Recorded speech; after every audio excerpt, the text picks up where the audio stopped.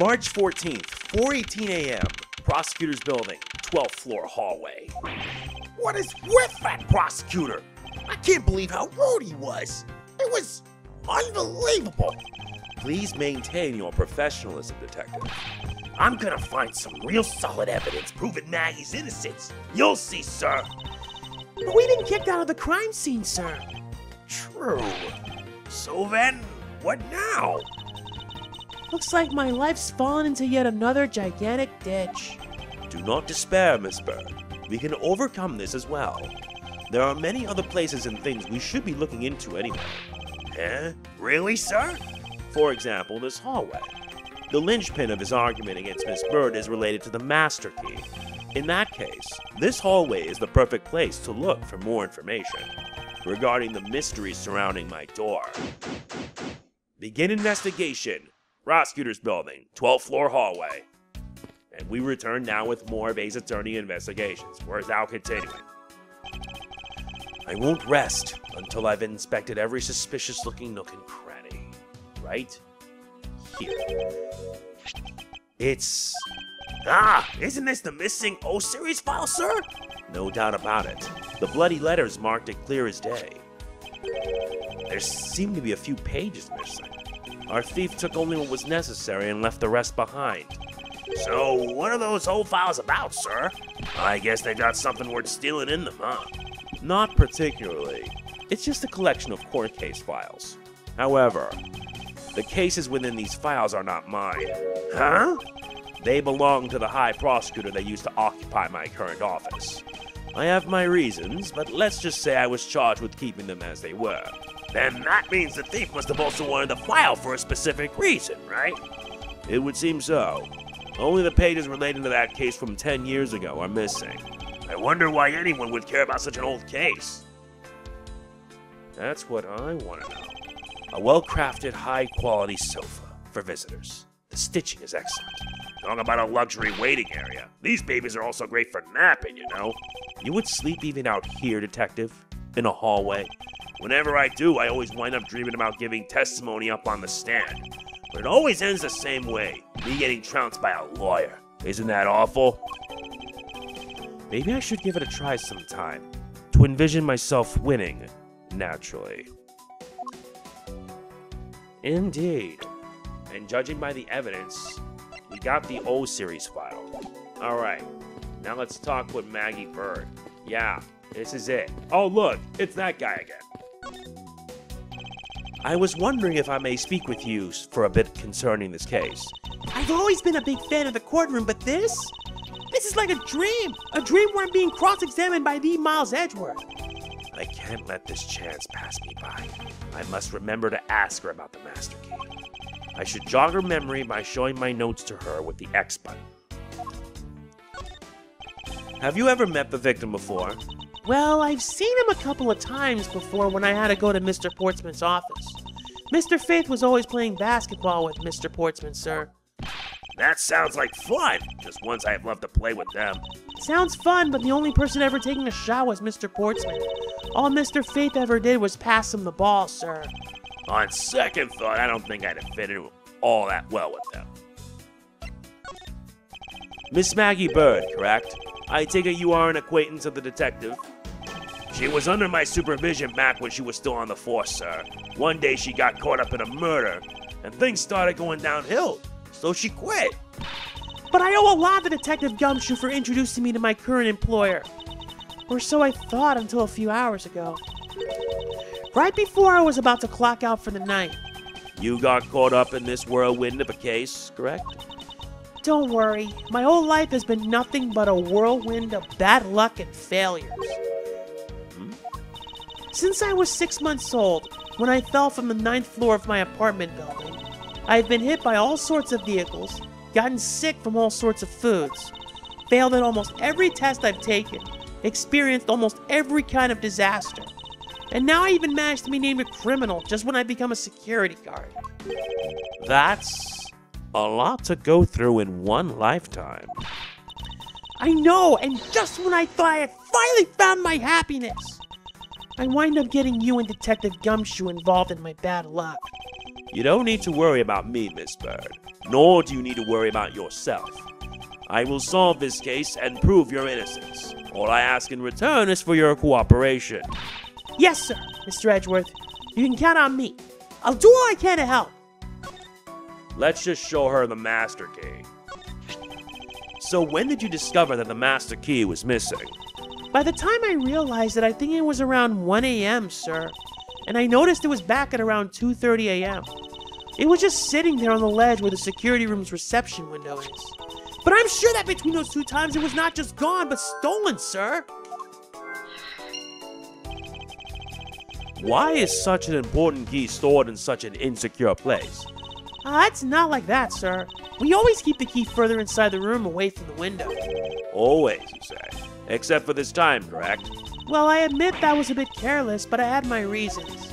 I left it out because I was sort of using it at the time. It was after I had used it that I left it sitting on the ledge. She used the master key? What did you mean by you used the master key? Oh, I had to use it to open the door for this prosecutor who had forgotten his key. I mean, it's my job as a security guard, right? Ah! What is it? That's right! I just remembered. The prosecutor who forgot his key. It was Mr. Portsman, sir. What? Please tell me more, Miss Byrde. Quickly. It was around 12 a.m. Mr. Portsman had forgotten his office key, so he came down to security, sir.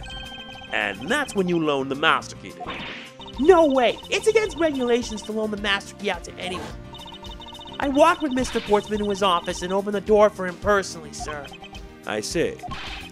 And then? What happened after that? Well, he called for me to come close up his office as he was leaving to go home. That was around 1:30 a.m., I think.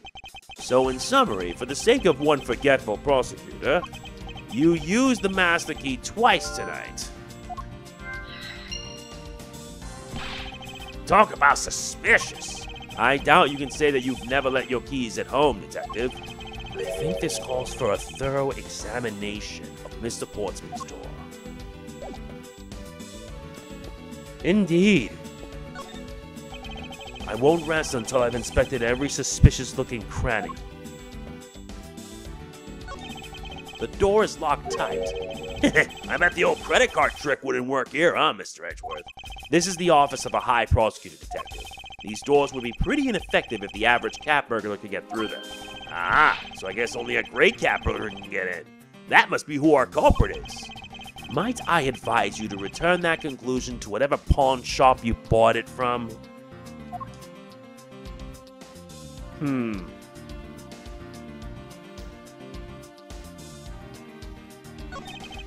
1203.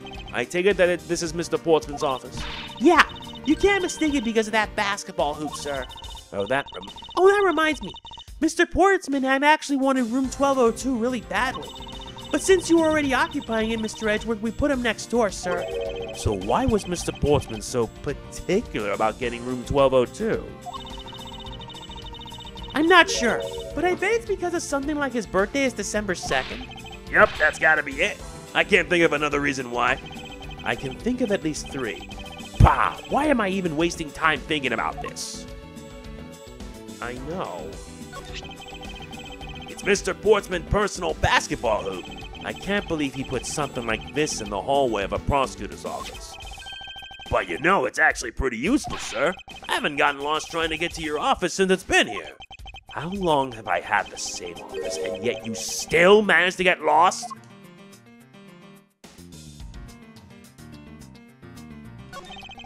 Minimalist yet classy door made of top quality wood.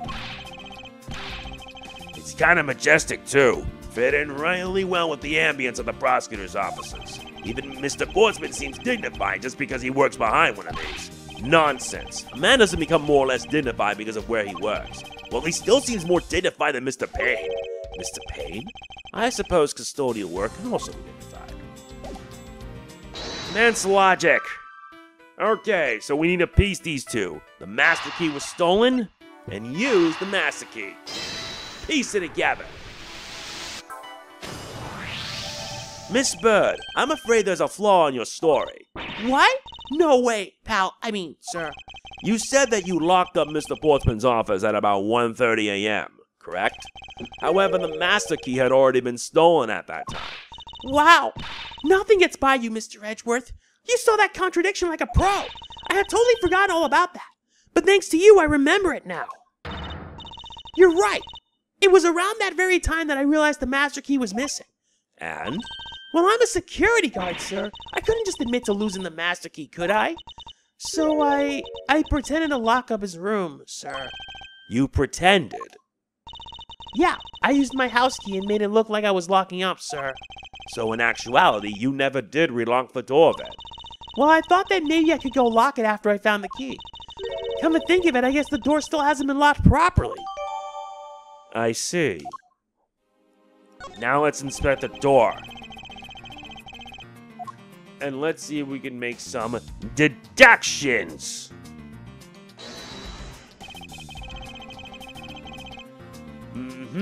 Connected to Art's office? Simple. Eureka! Eureka! There's a contradiction here between reality and the evidence. If what Miss Byrde has said is true, then why is this door locked tight? Huh? You know, you're right. Miss Byrde, are you sure you didn't relock this door? I am certain of it, sir. And I don't think Mr. Portsman noticed it himself that I hadn't. Which means... What, sir? It either means that he actually does have the key to his office, or that the door Miss Byrde opened wasn't this one at all, but a completely different one. She opened a different door? But how can you prove that? There's an easy way to find out. All we need to do is that we need to examine these, the prints on the doorknob. The prints on the doorknob will tell us everything. Hey, you. Yeah, you, pal. Do us a favor and see where you can live from this, okay? So, what did you find out? There's no need for such belligerent nostril flaring, detective. Sir, I have found only Mr. Portsman and Mr. Fate's prints on the doorknob. So only two people's prints were found on this, huh? That's pretty decisive. Huh? I'm lost, sir. Thinking logically, a certain other person's print should be on this knob as well. Now then, whose print should also be on this doorknob? Maggey Byrde's. Take that! Don't you find it odd the prints of the person who unlocked this door are absent? You mean... Yes, the door that Miss Byrde opened could not have been this one, but a different one. Data updated. What have we here? I won't rest until I've inspected every nook and cranny. What is this? Looks like a scrap of paper. I'll get it, sir. Let's see. Oh, there's something written on it. It looks like a note from the victim. Yeah, and it's from Mr. Portsman. What's this? What's this? What are you looking at, sir? Oh, hey, how about a game?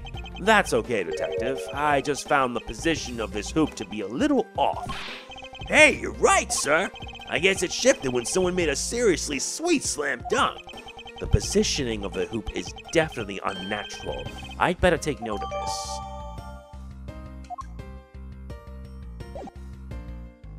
Now let's inspect this room.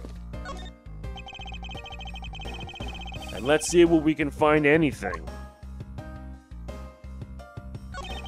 A minimalist yet classy door made of top quality wood. It's thoroughly made, making it near impossible to break in by force. It's almost majestic, sir. I wish I could be as stately as this door. Only Gumshoe would praise a door as something greater than himself. Being a detective has its own rewards and a certain virtuous value, I think. If you live up to your full potential, that's a poignant trait that anyone can admire. I see. So you're saying, sir, that me being me is the best thing I can do for everyone? Right. That long pause wasn't exactly reassuring, sir. I don't see any signs of forced entry. And according to the guard, no signs that the lock was picked either, sir. Meaning that the door really was opened with a key.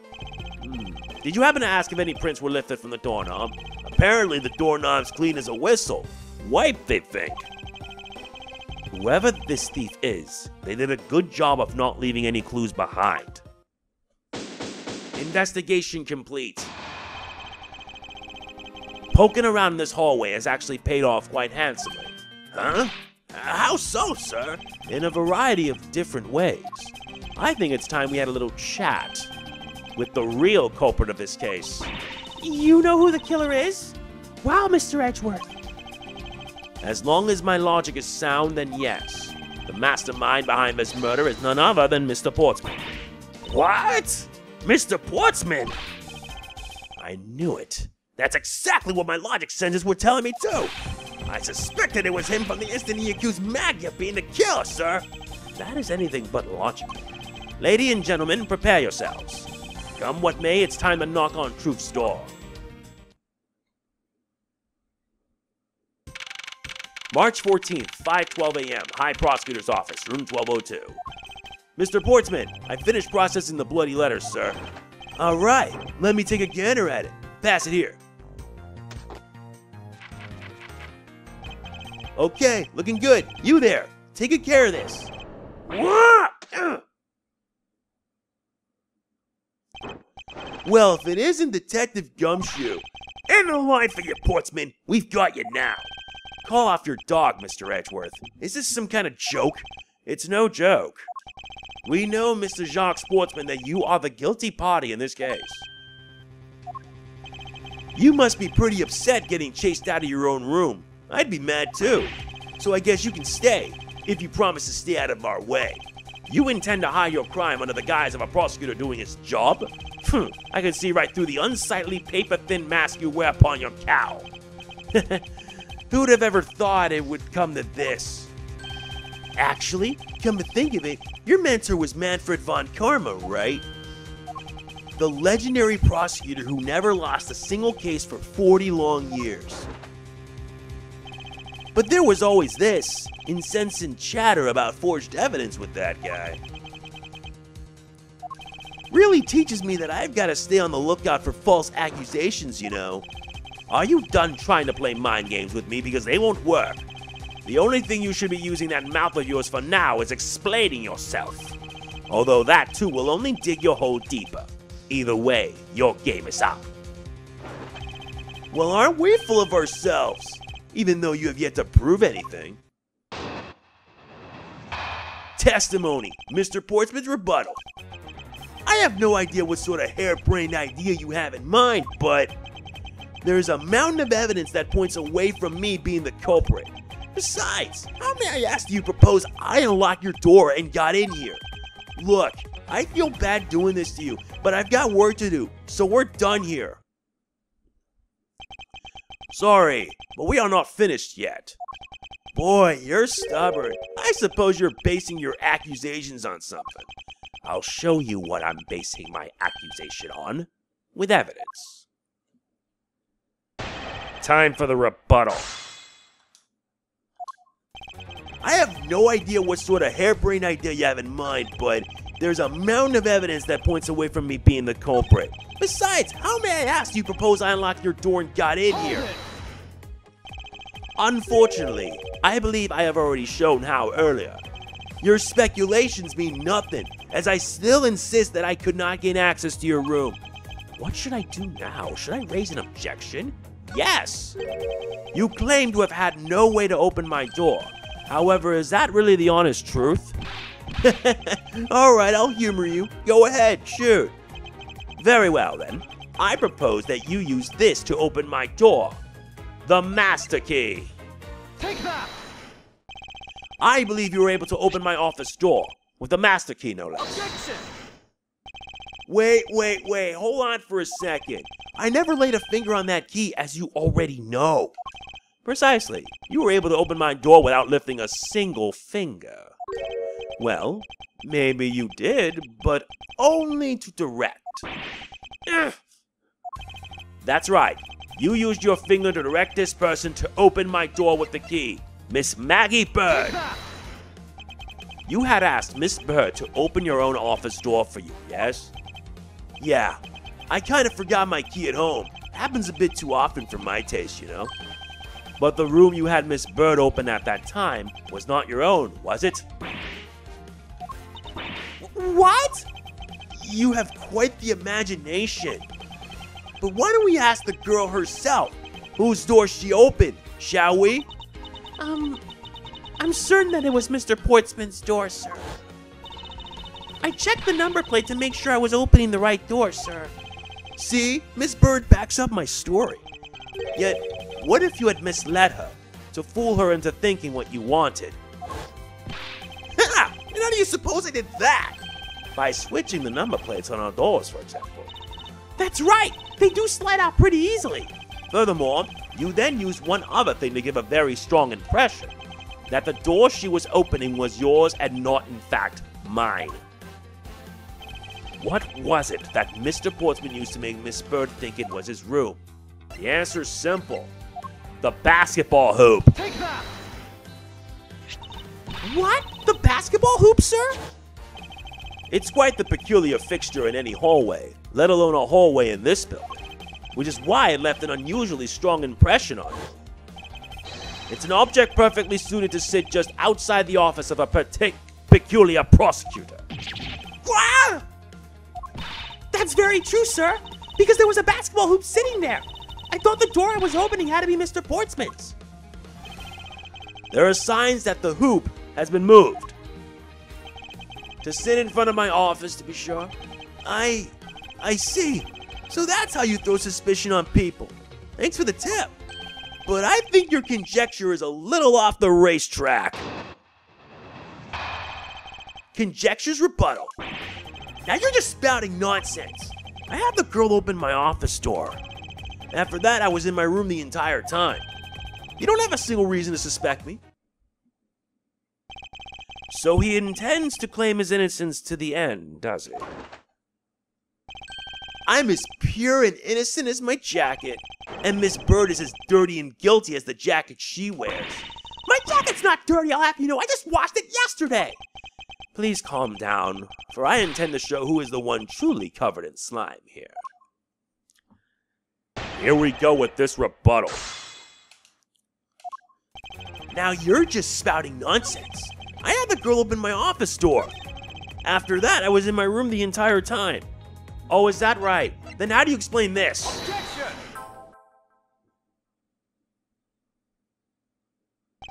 That was a lie. What are you talking about? How is that a lie? This is a note that the victim left for you, Mr. Portsman. A note? It was left under your door. Or did you not notice? And right here it says, but you're out. You were not in your room when the victim came to call on you. So then where were you and what were you doing? Ah! Shall I explain it in full detail for you? You were busy snooping around in my room. The very room you had Miss Byrde open for you. Objection! That's just nonsense. You have no evidence that I made the girl open your door for me. Oh, but I do. I have very decisive evidence. No way! This is proof positive that you had Miss Byrde open the door for you. And that answer's simple. Mr. Portsman's office. Take that! I had your door dusted for prints. My door? What for? Come on, I bet you didn't find anything. You sure are good at wasting time. You're right. I didn't find anything. And definitely not Miss Byrde's fingerprints. Her prints? What do they have to do with anything? Let's put it this way. If she really was the one who opened your door, then her print should naturally be on the doorknob she touched. Ah! Furthermore, all of the prints on my office doorknob has been wiped clean off. I can only assume it's because Miss Byrde's fingerprints were on it. Don't you think it's time you gave up your charade? We know you stole into my office with the intent of stealing something from me.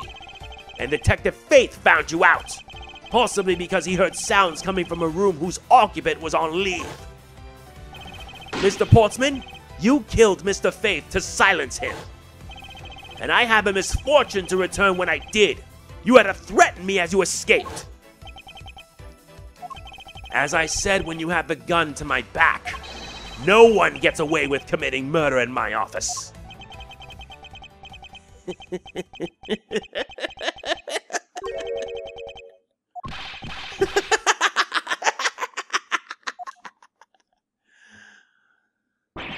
And just what's so funny, pal? Well, that look of stiff seriousness on the face of this office's finest prosecutor, as he makes a huge mistake in accusing me, is simply too much to bear. There's just nothing else like it in the world. What? Mr. Edgeworth just explained it all, and he even backed it up. You're the murderer. Stop trying to be slippery and just admit to the crime already. And as I said earlier, it's also circumstantial, so full of conjecture. You say you checked my doorknob for prints? Well, I can readily confess that I had wiped that knob down well. Huh? I'm a little obsessive-compulsive, you see. I didn't want to touch a doorknob that you had touched, which is why I wiped the knob down as soon as I could after you opened the door. After that, it makes perfect sense that only Jim's and my own prints would be on there.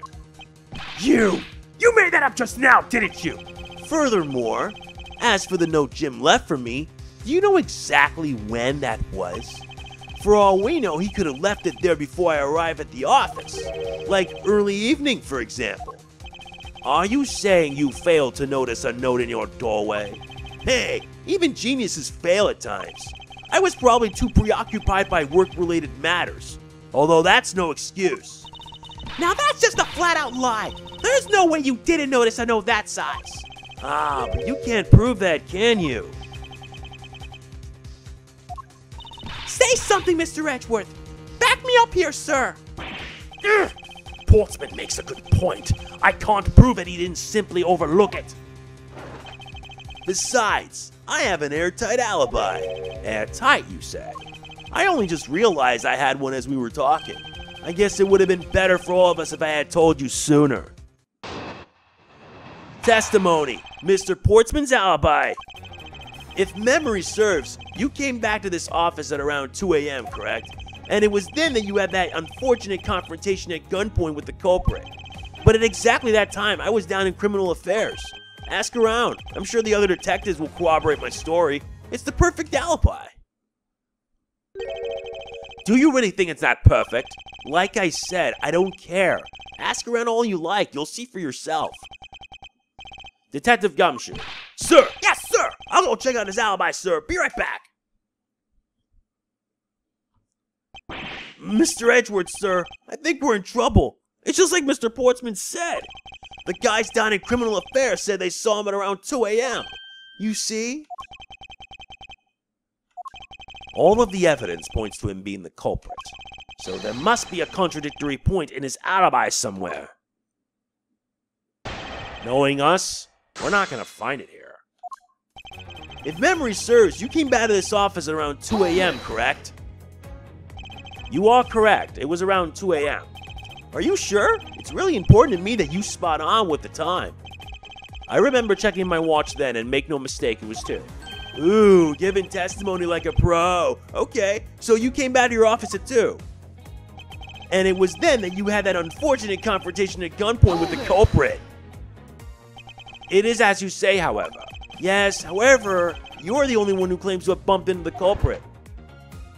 So tell me, did you see the person's face? Was it me who you saw? It was pitch black, so I couldn't actually see. Oh, come now. I'm sure you saw something. Try a little harder, why don't you? I'm beginning to feel like I'm the one being interrogated here. Oh well, it doesn't matter if you remember or not. It only matters that you ran into the culprit. But at exactly that time, I was down in criminal affairs. So you paid the criminal affairs department a visit. Yup, right after I left the prosecutor's building, I headed straight for the precinct. Ask around, I'm sure the other detectives will corroborate my story. It's the perfect alibi. Well, we did go and ask around to confirm your testimony. And it was just as I said, right? Yes, sir. A number of detectives said that they saw you at around that time. See? I have the perfect alibi. That's the ace I had up my sleeve. Impossible! He actually does have the perfect alibi! What's wrong? Why the sudden sullen look on your face? Can't you say anything back, Mr. Edgeworth? I think we've reached the end of the line, and it's time to get off this crazy train. You there! Sir, please escort the young lady out. But remember, be gentle. Maggey! Detective Gumshoe! Is there nothing I can do? There must be a way to turn this situation around. If I only had a clue, did I miss something that can help me cast doubt on his alibi? I need to calmly think this through one more time and with logic. Logic engaged. We need to compare his alibi with the other handgun.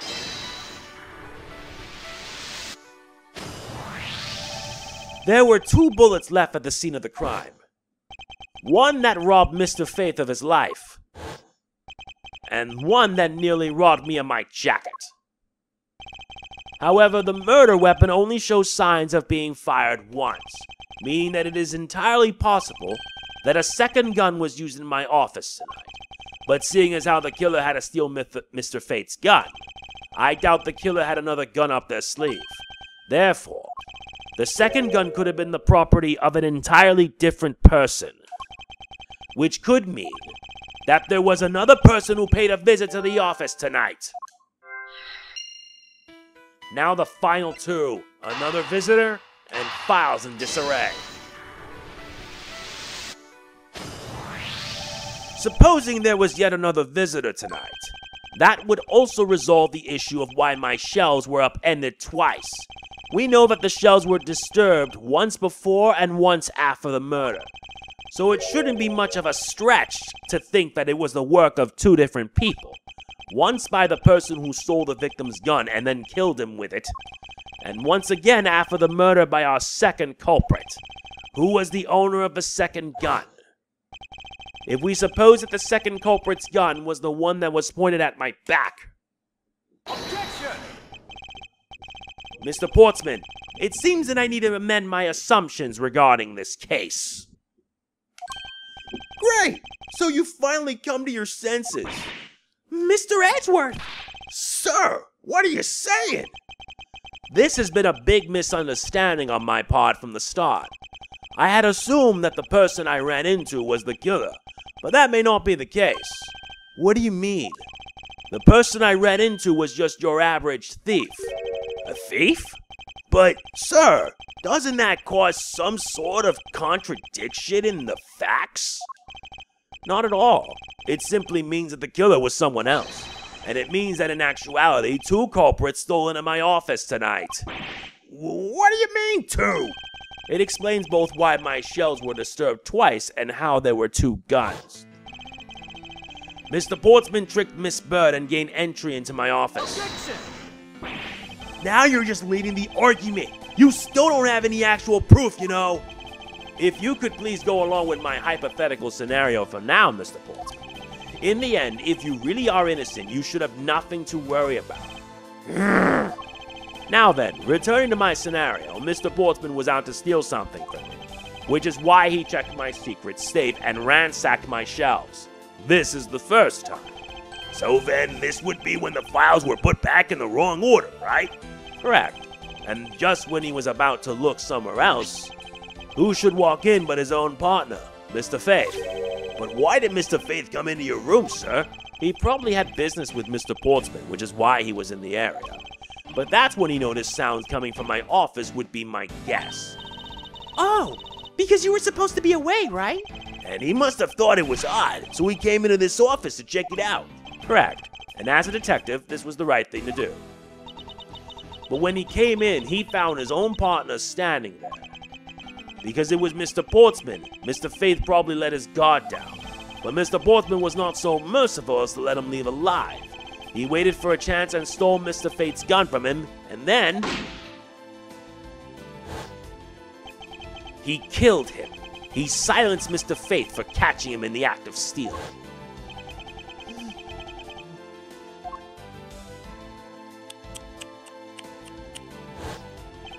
This was the moment in which the first shot was fired, the one that landed in my files. Following that, Mr. Portsman wiped the gun down and left it behind as he made his exit.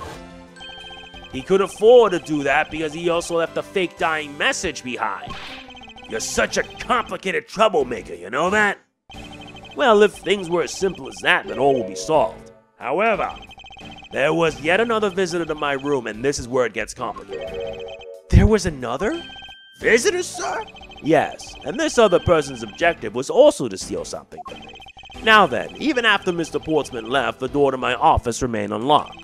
However, this new visitor had no way of knowing that, and so they stole the master key from the security guard's room, and then entered my room and searched through my shelves. This was the second time they were disturbed, and it seems the thief found their prize. The stolen old file, right, sir? Correct. Only just as the thief was about to leave with the file, I appeared. The thief then threatened me with their own gun and made their escape. The second bullet was fired during that brief encounter. So the shells getting messed up twice in the 2 bullets, it was all because 2 different people were doing these things at 2 different times. Precisely. So now do you see, Mr. Portsman? The person I met was just a thief, and was not, in fact, Mr. Faith's killer. Your alibi for the time frame in which I ran into the other person is now irrelevant, because we now know that the murder took place during the first culprit's visit.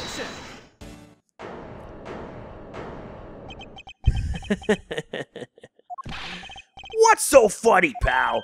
Absolutely splendid. Your scenario explains everything. Of course it does. It's Mr. Edgeworth after all. But you know, it still doesn't change the fact that it's all circumstantial.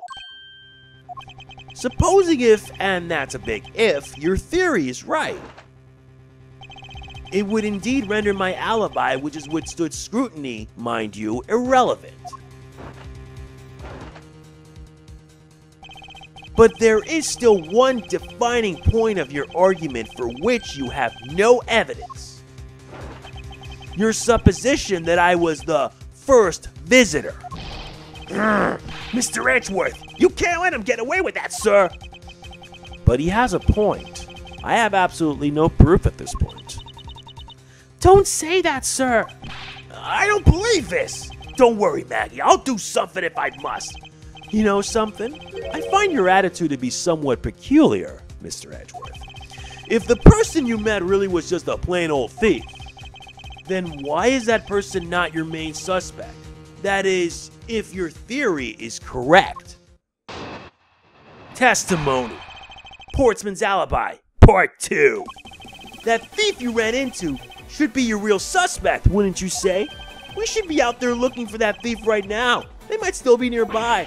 I hate to repeat myself, but as I've already said, I was training in my room, and when Jim came to deliver some evidence to me, I was down at criminal affairs. So I can't be expected to know what happened around here after I left. So you think we should be out there looking for the thief? Of course. Now isn't the time to be having these dead-end discussions? I don't think it's at all dead-ended. I found your alibi to be fascinating. Let's continue where we left off, shall we? I know he's lying. I know he was here at the scene of the crime. I just have to find a way to prove it. And prove it we shall. That thief you ran into should be your real suspect, wouldn't you say? We should be out there looking for that thief right now. They might still be nearby. I hate to repeat myself, but as I've already said, I was training in my room. And when Jim came to deliver some evidence to me, I was down at criminal affairs. Hold it. Why didn't you go there with Mr. Faith? Ah, that's because he said he was tired and was going to take a quick nap. You know those sofas in the hallway? He likes to sleep on those. It's one of his habits. And what of the evidence he brought? They were things related to yesterday's case. Just 2 items, a gun and a pendant. Interesting. This piece of testimony seems too crucial to let slip through the cracks. He brought me 2 items, a gun and a pendant. They're related to yesterday's case. That's not what I was told. He said he brought 3. Only 2 pieces. I believe the proper phrase here is, you fail. Excuse me? You fail as a prosecutor, Mr. Portsman, as you intend to keep evidence hidden from me. What are you talking about? I I haven't hidden anything from you. Well, here's a piece I think you should read. Carefully. Ah, it says that Mr. Faith was bringing 3 pieces. Yes, and this is the victim's real dying message to you, Mr. Portsman. I can't believe to get tripped up by simple arithmetic. Where is the missing piece of evidence?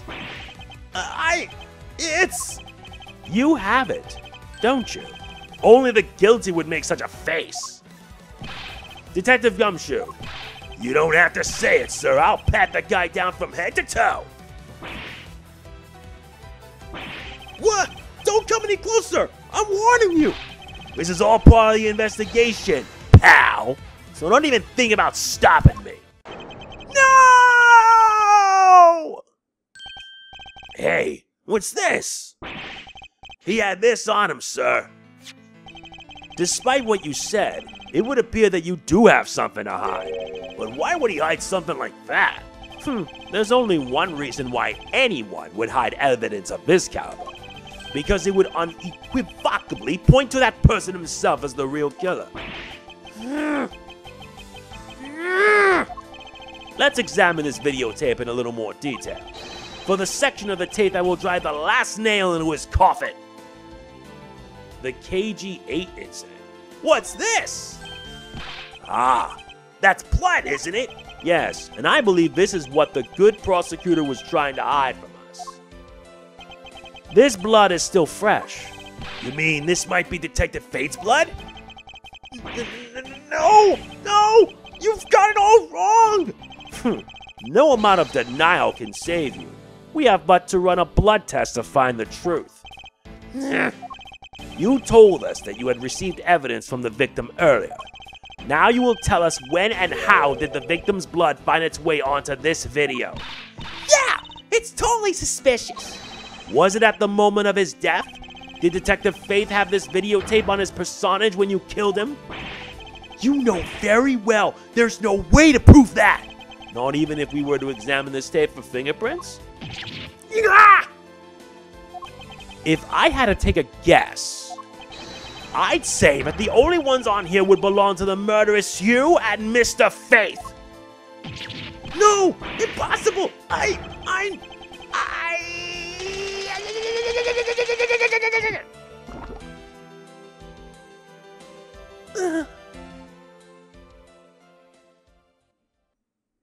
He ate his own medal. March 14th, 5:47 a.m., High Prosecutor's Offices, room 1202. Mr. Portsman has been placed under arrest for the murder of Detective Buddy Faith, sir. Very good. And the results we got back from the lab techs on the tape turned out to be real solid, sir. The blood work came back, and it was definitely Mr. Fate's blood on there. And as a bonus, they were also able to lift a few of Mr. Fate's fingerprints as well. Thank you so very much, Mr. Edgeworth. I still can't believe I got to see your cool deduction skills outside the courtroom. I'm impressed beyond words, sir. It was nothing. I'm just sorry you got caught up in a murder in my office. Please accept my apologies. It was nothing, really, compared to what I've been through. I mean, I consider myself lucky that it was only a burglary and a murder this time, sir. If it had been a hold-up or a hostage situation, I'd have thrown my hands up in the air. I think I'm finally rising up from a goddess of misfortune to just an unlucky person. Something tells me we should have hired a different person for security detail. You know something, sir? That Mr. Portsman really was one corrupt prosecutor. And why would you say he was corrupt? Well, I heard that there were a number of suspicious things related to his court cases. There's even rumors about how some of the evidence he uses is forged, sir. Forged evidence, huh? And they say he even decided not to prosecute a few cases for some really vague reasons. Ooh, that guy was a complete disgrace to the entire profession. We never did get around to asking what his reason was for breaking into my office. Yeah, whenever we got near that topic, he just clamped up. Although we can be pretty certain that it was to steal something. This is just between you and me, sir, but there's a rumor that some sort of huge organization is involved behind the scenes. Oh, well, well. With Mr. Portsman not willing to divulge anything, it certainly leads credence to that rumor. It would seem that we haven't heard the last of this. Huh? And Mr. Portsman isn't the bad guy? I didn't say that, but rather that there are still many more mysteries for us to solve. For example, we still haven't figured out the significance to this piece of evidence. The stolen O-Series file. Take that! The person who stole this file, the other villain of the night. Yeah, I wonder who it was. And what happened to the stolen pages? I wonder, who in the world was it that held me up at gunpoint? Mr. Edgeworth, sir. Yes? I came across this while I was processing your office earlier, sir. This card. What is it, sir? Is that a bird or something on there? It's not just any bird. It is the mark of the raven, a three-legged raven. Even you should know what this is, Detective. Oh, it's about that thing, isn't it? That great thief everyone's talking about. Yes, it is the mark of the great thief, Yatagarasu. Under the mark of a legendary bird, the Yatagarasu is noble to the end, a modern Robin Hood. Labeled mysterious and phantom-like, the Yatagarasu appears and vanishes at will. Though we don't know much about this thief's ultimate goal, we do know the targets. The Yatagarasu likes to find and make public evidence of corrupt dealings of all sorts. The theft is always performed in silence and always with perfection. Once a target is chosen, no dramatic calling card or announcement is sent forth. Instead, the chosen corporation is infiltrated without even the target noticing. Some days later, the evidence that was found is sent out to the mass media, along with this single card, although it has been a while since the Yatagarasu's last appearance. Hey, Mr. Edgeworth, look, something's written on the back. What? Let me see. It's the location of where the thief put the stolen files. So the person who stole the contents of the file was the Yatagarasu. Yatagarasu. Organization. Quite a few key words are popping up in this mystery. The murder in my office. The return of the great thief Yatagarasu. Looking back, I can't say I didn't see these events coming. For they were heralded by the incidents that began to occur 2 days ago. And that completes episode 1. That was fun, wasn't it? Turnabout Visitor. Yeah, I should have mentioned this, but I got my hands on this thanks to Capcom. And if you're watching this, that means this game was already officially released. So I will see you in the next. See you when we begin episode 2. Turnabout Airlines. If you enjoyed this, please be sure to hit the like button. It means a lot. Please do not forget to like, comment, share, subscribe, and click the bell. I will see you then. This is MegamanNG signing off. Peace out. Product provided by Capcom.